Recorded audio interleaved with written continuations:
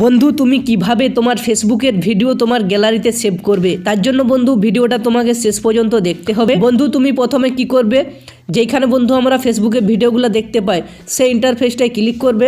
বন্ধু এইবারে দেখো এই পেজটাতে আমরা অনেক ভিডিও কিন্তু দেখতে পাচ্ছি।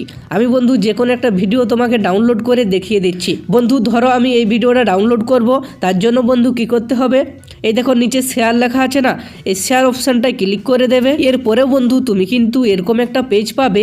এই পেজে কি করবে বন্ধু, দেখো নিচে লেখা আছে your story, WhatsApp, message, text. এই পেজটাকে না একটু স্ক্রল করবে, দিয়ে বন্ধু দেখো লেখা আছে কপি লিঙ্ক। এই কপি লিঙ্ক অপশানটায় ক্লিক করে দেবে। বন্ধু লিঙ্কটি কপি করার পর কি করবে, সোজা তুমি ক্রোম ব্রাউজারে চলে যাবে। এই দেখো বন্ধু আমি কিন্তু ক্রোম ব্রাউজারে চলে এসেছি।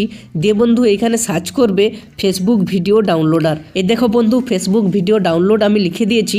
এবারে সার্চ অপশানটায় ক্লিক করে দিতে হবে। এরপরে বন্ধু দেখো এই যে আমরা একটা নতুন ইন্টারফেস পেলাম, প্রথমের ওয়েবসাইটটায় ক্লিক করবে। বন্ধু এইখানে কি করবে, এই দেখো বন্ধু একটা বক্স দেখাচ্ছে আর লেখা আছে এন্টার ফেসবুক ভিডিও লিঙ্ক। এই অপশানটায় কি করবে, তোমার কপি করা ভিডিও লিঙ্কটা এখানে পেস্ট করে দেবে। এরপরে বন্ধু কি করবে, এই দেখো সাইডে ডাউনলোড লেখা আছে না, এই ডাউনলোড লেখা অপশানটায় ক্লিক করে দেবে। এরপরে বন্ধু তুমি কিন্তু এরকম একটা পেজ পাবে। এখানে কি করবে বন্ধু, দেখো লেখা আছে download in normal quality, download video in HD quality. তুমি এখানে যে কোনো একটা ক্লিক করে ডাউনলোড করে নিতে পারবে।